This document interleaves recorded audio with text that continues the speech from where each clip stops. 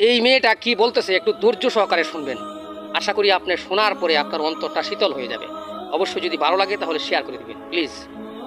ধর্ষকের মৃত্যুর আগে ধর্ষী তাকে মৃত্যুবরণ করতে হয়, এটা হচ্ছে আমাদের সোনার বাংলাদেশ।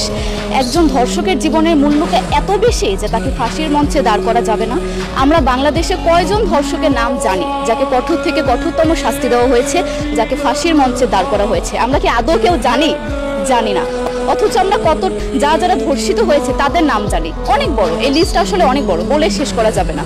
কুমিল্লার তনু, মাগুরার আসিয়া, 2 দিন আগেও কিশোরগঞ্জে 8ম শ্রেণীর একটি ছাত্রীকে বাসা থেকে তুলে নিয়ে ধর্ষণ করা হচ্ছে। বাবার হাতে মেয়ে ধর্ষিত হচ্ছে, ভাইয়ের হাতে বোন ধর্ষিত হচ্ছে। আমরা আসলে নিরাপত্তা কোথায়? আমার মনে হচ্ছে আমরা যেন আইয়ামে জাহিলিয়া যুগে চলে গিয়েছি।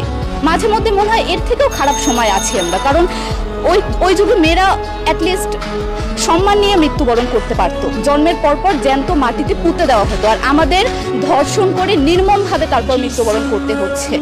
যদি সরকার আমাদের ওই নিরাপত্তা নাই দিতে পারে, তাহলে সরকারের কাছে আমাদের অনুরোধ, আমাদের জ্যান্ত মাটিতে পুঁতে দিক। আমরা বেঁচে থাকতে চাই না, আমরা সম্মান নিয়ে মৃত্যুবরণ করতে চাই।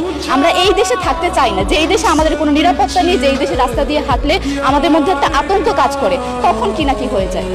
আইন উপদেষ্টা বললেন যে ধর্ষকের নাকি ফাঁসি দেওয়া সম্ভব হবে না, তাহলে নাকি নিরীহ মানুষকেও মাঝে মধ্যে ফাঁসির ব্যবস্থা করা, মিথ্যা মামলায় ফাঁসিয়ে দিয়ে ফাঁসির ব্যবস্থা করা হতে পারে। আইন উপদেষ্টার কাছে আমার প্রশ্ন, আল্লাহ না করুক আজকে যদি আপনার কাছের কেউ, আপনার বোন অথবা আপনার স্ত্রী অথবা আপনার মেয়ের সাথে যদি এরকম কোনো কিছু হতো, আপনি কি আসলে এটা বলতে পারতেন যে না, ধর্ষককে ফাঁসি দেওয়া যাবে না? কোনোদিনও পারতেন না। আপনি সবার আগে তার ফাঁসির ব্যবস্থা করতেন, সম্ভব হলে নিজের হাতে মেরে ফেলতেন। তাহলে আমাদের বেলায় কেন এত বৈষম্য? আমরা কি দোষ করেছি? আমরা কি নারী না? আমরাও তো কারো বোন, আমরাও তো কোনো বাবার সন্তান, আমাদেরও তো বেঁচে থাকার অধিকার আছে, তাই না? কিছু হলে মেয়েদের পোশাকের দোষ দেওয়া হয়। আমার কাছে প্রশ্ন, একটা 8 বছরের শিশুর মধ্যে এরকম কি থাকতে পারে যেটা একটা পুরুষকে অ্যাট্রাক্ট করবে, যেটা একটা পুরুষকে সিডিউস করবে? সেরকম হলে আসলে ধর্ষণ করা হতো সবসময় প্রাপ্তবয়স্ক মহিলাকে। কিন্তু আমরা আসলে পরিসংখ্যান গবেষণা করলে দেখতে পারি যে ধর্ষক সবচেয়ে বেশি করা হচ্ছে শিশুদেরকে, কিশোরীদের সবচেয়ে বেশি ধর্ষণ করা হচ্ছে। দৃষ্টিভঙ্গি পরিবর্তন করুন, চিন্তা ভাবনা পরিবর্তন করুন, ধর্ষকদের আইনের আওতায় আনুন।